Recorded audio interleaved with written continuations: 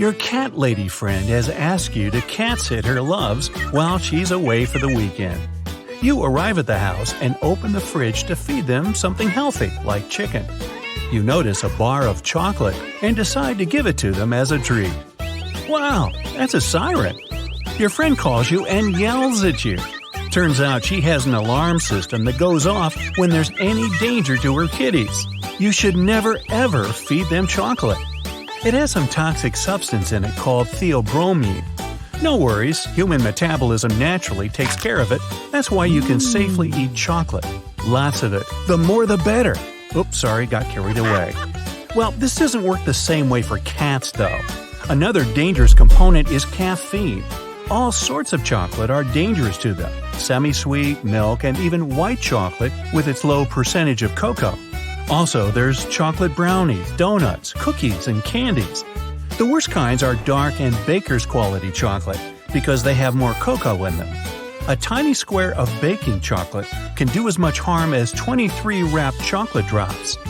Chocolate ice cream might not be that dangerous cocoa-wise, but it also has sugar and lactose from the milk, so it's another no-go. Chocolate is also poisonous to dogs, but the hazard depends on their size. Owners of hamsters, rabbits, and birds must all exclude chocolate from their pet's diet too. Artificial sweetener xylitol is also bad for pets with no exceptions. It can be found in candy, sugarless gum, toothpaste, baked goods, and many diet foods. It's most dangerous for dogs. You better make sure any foods containing it are out of reach. Now, most cats just love tuna, and it's fine for them to eat the cat food variety of it. Regular canned tuna for humans on a regular basis can deprive them of some important nutrients cats need to be healthy. Don't leave open cans anywhere accessible for your kitty. Liver is safe for felines in small amounts, but too much of it can give them more vitamin A than they can handle. Neither cats nor dogs need onions in any form, powdered, raw, cooked, or dehydrated in their diet. Garlic is 5 times stronger than onions, so it must be excluded as well. Never give your cat a saucer of milk, a piece of cheese, or other dairy. Most felines can't digest lactose, so it would cause them serious stomach issues. The same is true for dogs. Dairy products can cause food allergies in them. So instead of sharing your ice cream cone on a summer day, give your pup cold water to drink. Grapes and raisins aren't exactly the best treat for your pet. Even a small amount can make them sick. Early symptoms would be sluggishness in dogs and hyperactivity in cats. Caffeine in coffee, tea, and even the beans and the grounds, as well as cola and energy drinks, can be fatal for your fluffy family member. It increases heart rate and breathing, makes them restless, and gives them muscle tremors as early symptoms. Fat trimmings off meat and bones, both cooked and uncooked, can give your kitty or doggy some bad digestion issues. Bones are dangerous for both as they can choke on them. They can also become an obstruction in the digestive system, and that's no good. Raw eggs and meat can be the reason of food poisoning in cats because of some sneaky bacteria in them. Raw egg whites also contain a protein that can give your kitty skin and coat problems.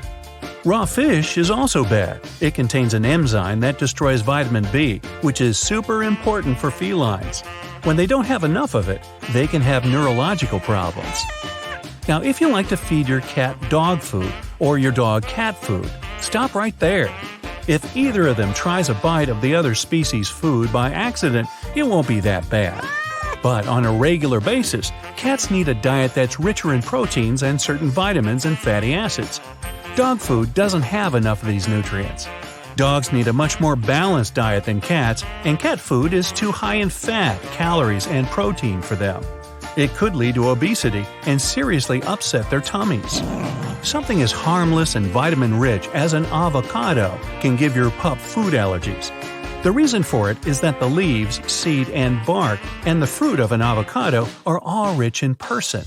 Too much of this fatty acid-like substance can cause less than pleasant stomach issues. Plus, the seed can become an obstruction in the stomach. Avocados are also one of the most dangerous foods for rabbits and are bad for pet birds because of persin. Some types of birds are fine with it, and some give them heart damage. So it's better not to play the guessing game and not give them the fruit at all. Persimmons, peaches, and plums are a no-go because they have seeds or pits. Peach and plum pits aren't just a prospective obstruction in the intestines, but also have cyanide in them. It's poisonous for both people and dogs. When yeast dough gets in a cat or dog's stomach, it does its natural thing – it rises. This can stretch the pet's abdomen and give them pain. When you're baking, don't leave the dough where your pet can snack on it. Just 6 raw or roasted macadamia nuts can make your dog real sick. It's even more dangerous when Spot gets a chocolate with macadamia nuts. Well, that's a bad twofer right there. Even if it begs for chips or pretzels, never give it to your pup. Too much salt will make it thirsty and also give them unpleasant stomach issues and depression. For pet birds, salt is even more dangerous. Just 1 pretzel can upset the fluence balance in them and give them dehydration. Apples, cherries, apricots, and pears, and other fruits with seeds and pits are all dangerous for birds because of cyanide they contain. Without seeds, they're safe to eat. Rabbits are better off without them too. Tomatoes are perfectly safe for birds, but their stems, vines, and leaves are toxic and must be avoided. It'd be cool to understand your pet's language. Imagine you're walking your dog and suddenly, "Hey, owner, look at that guy. I feel like he's a bad person. Let's go away. Woof." Or you leave the house, and your cat, lying on the couch, says, "Buddy, yo, take the umbrella. My tail says it'll be raining. And food? Get me some more food." In general, our pets could tell us a lot. That's because they have a superpower. Their sense organs, eyes, ears, feet, or paws, and hair, whiskers, and fur are much more developed than those of people. Our pets get a bunch of information from the outside world. Pets can see and hear what you can't. Animals also have a super intuition. They can anticipate dangerous situations and, moreover, help their beloved person. But here's the problem. They can't speak the human language. So behavior's their primary way to communicate. There's a whole science that studies animal behavior – zoo psychology. Of course, it's different from human psychology. After all, such specialists can only observe behavior and draw conclusions. What if a zoo psychologist could talk to your pet? Just imagine, a gray cat comes into a zoo psychologist's office for a consultation. "Hi Simba, how are you? Take a seat on the sofa." The cat jumps onto the table. "No, Doc, I'm more comfortable here. Anyway, I decide where to sit." "Okay, tell me what problems you have." "None. I eat, sleep, play, and run around the yard. Sometimes I flip something over, but it doesn't bother me. I don't like the weather, autumn rain. I have to sleep a lot." By the way, Simba, do you really feel weather changes? People don't. Well, sometimes when the atmospheric pressure goes down or up, we have a headache. But without a window or a weather forecast, we don't know what the weather's like. Well, Doc, it's as easy as always landing on your feet. Just look to us. If we sleep with our backs to the fireplace or radiator, it'll be severe frost or snow. If a thunderstorm's approaching, I usually rush around the house. But sometimes I do that just for fun. If I look out the window for a long time, it'll rain. Although I might just be watching the neighbor's dog. I really don't like him. Interesting. Could you feel something more serious? An earthquake or other natural disaster? Sure, we live in a calm seismic zone, but I've heard stories. My great-great-great-grandparents were from Italy, and they told me one. In 1944, in a small town near Naples, an elderly couple was going to bed. Their cat, Toto, started acting strangely. Toto nervously ran around, searching for a place to hide. He even refused dinner. Whoa! In bed, Toto woke the man up by pawing at his cheeks. His wife told the man that Toto was trying to warn them. "I beg you, let's go to my sister's place." They quickly packed up and left. Mount Vesuvius erupted that night. Lava completely covered their town. Meanwhile, the couple and their cat were in a safe place. That's a fantastic story, Simba. But I really don't understand how Toto felt the danger. Well, I'll explain it. Before a natural disaster, many changes happen in the environment. Before an earthquake, various chemicals are released from the layers of the earth. They come into contact with air and form positively charged ions. They in turn change the composition of air, water, and soil. And cats, with our senses, catch these changes. So, animals can detect even minor changes in the Earth's magnetic and electric fields? And people can't determine such cataclysms, Doc? A person, at a subconscious level, may feel danger approaching. Our pulse may become more frequent, and our nervous system may become excited. But people switch on their logic and typically ignore their feelings. We have many devices that detect fluctuations in the Earth's crust, but they don't determine the exact time. Animals begin to behave unusually long before the start of an earthquake. Over 40 years ago in China, seismologists suggested a strong earthquake would occur in about a year, but no one knew the exact date.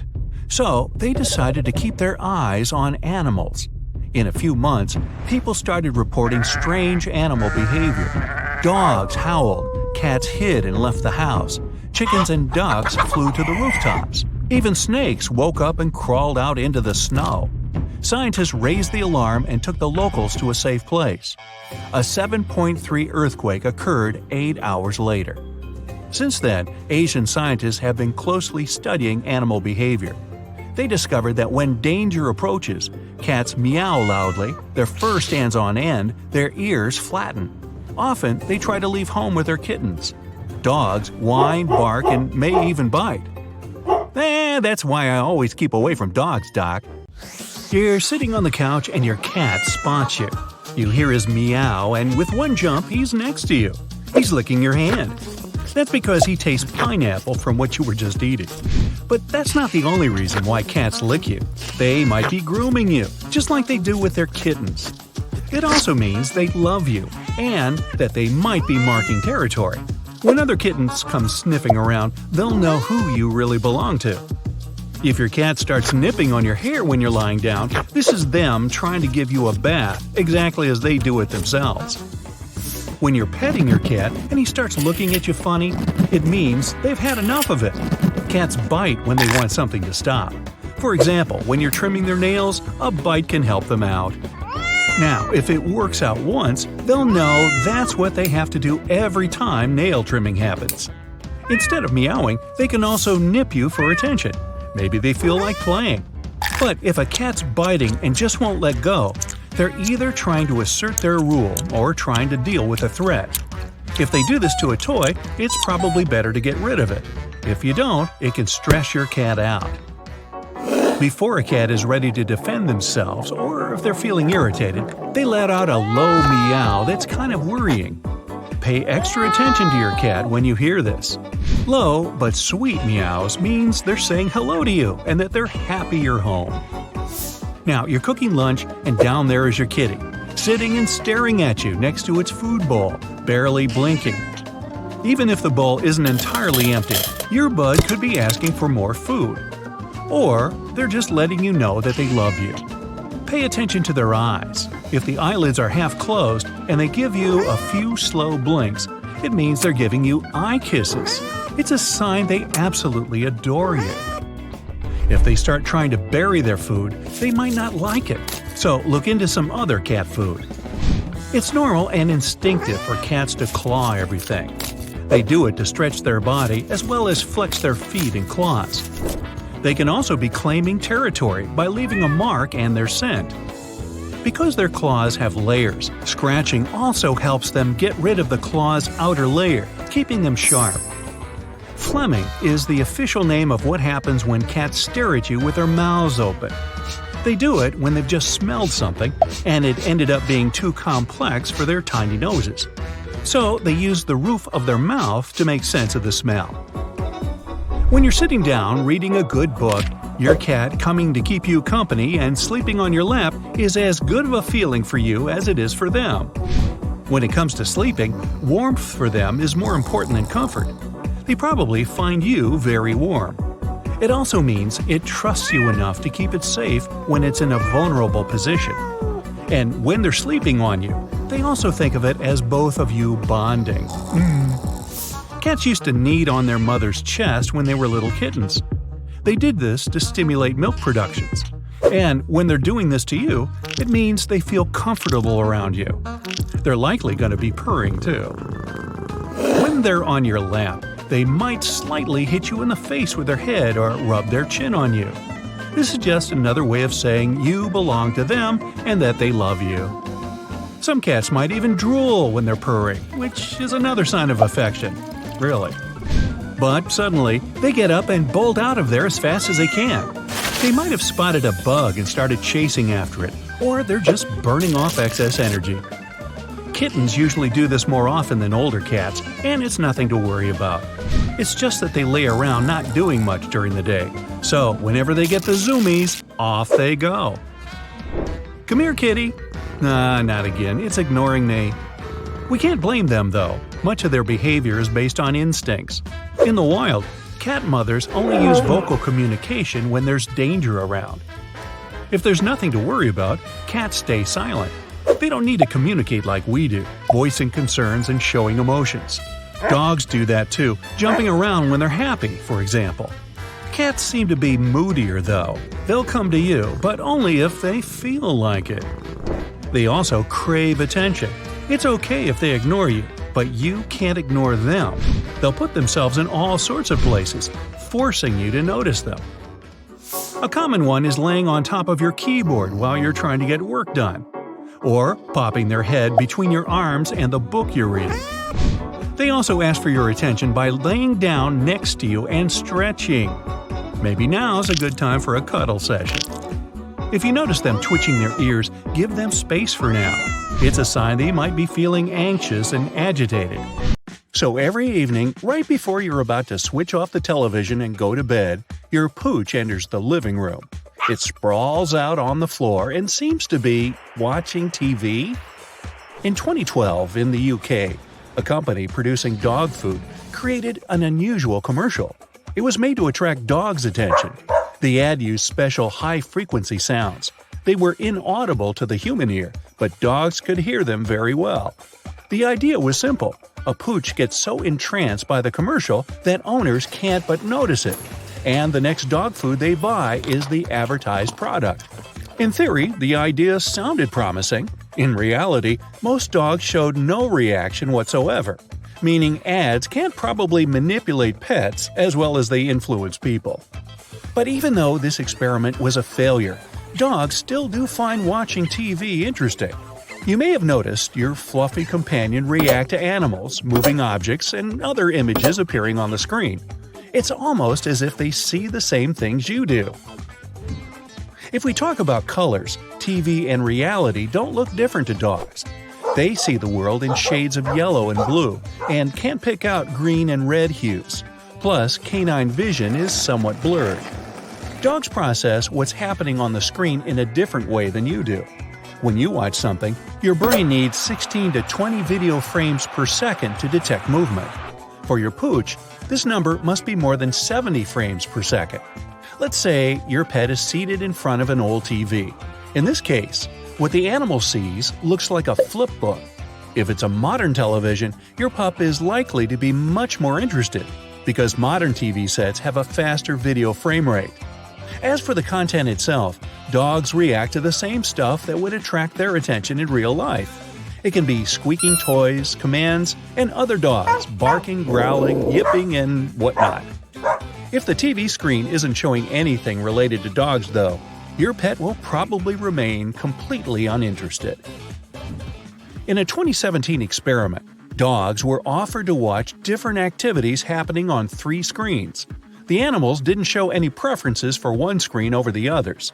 In fact, they didn't look even a tiny bit curious or eager to spend some time in front of any of the TVs. It might be because dogs have a super short TV attention span. Usually, they only look at the screen for a couple of seconds at a time. On the other hand, hunting dogs, which are innately interested in moving objects, can get more captivated, while those canines that mostly rely on smell will get bored in no time. Other pets, like cats or parrots, also seem to enjoy an occasional TV show or two. Many parrot owners are sure their birds love watching TV. They get excited when a particular commercial is on. They can even start flapping their wings, dancing, or whistling. But what do they see on the screen? A parrot's vision is different from yours in several ways. For one thing, its eyes are on the sides of the head, not facing forward. It helps the bird to see a larger area and protect itself from enemies. But even though parrots have a broader vision, they can't perceive depth well enough. It means that images on a widescreen TV look much flatter to them than they do to you. When you're watching TV, you see one constant image. But for parrots, the screen is constantly flickering at a fast speed. And the coolest thing? These birds can see ultraviolet light, but the human eye can't detect it. And how about cats? These animals are natural hunters. That's why they most often react to the images of rodents and birds. In one study, more than 100 cats watched TV for 3 hours a day. The felines were split into 5 focus groups. Each group had its own program to view, which ranged from the footage of people and animals moving to a blank screen. The average time the cats spent watching TV was a bit more than 6%. The most popular were the shows about animals. If your cat likes staring at the screen from time to time, try not to let it alone in front of the TV. The chances are your pet's hunting instincts will take over. And when it pounces to catch a bird flying on the screen, your television will end up on the floor. All in all, it might not be bad that our pets have such limited screen time. But this whole TV watching situation makes me think, how do different creatures see the world around them? Fish's eyes are not that different from ours, but they're covered with a protective film. Otherwise, fish wouldn't be able to see clearly underwater. Like in the human eye, there are rods for black and white vision and cones for color vision in the fish's eyes. Some fish species, like tank-dwelling goldfish, can also see ultraviolet.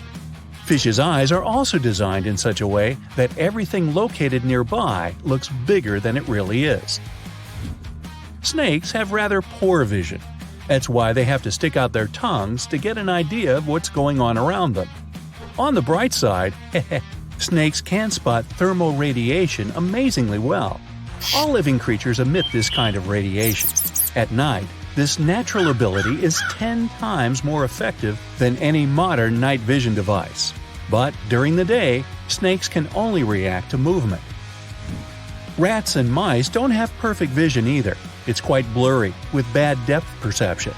These rodents perceive colors a bit like people with red-green color blindness. Everything looks bluish, and the colors they do see are kind of faded. That's it for today. So hey, if you pacified your curiosity, then give the video a like and share it with your friends. Or if you want more, just click on these videos and stay on the bright side.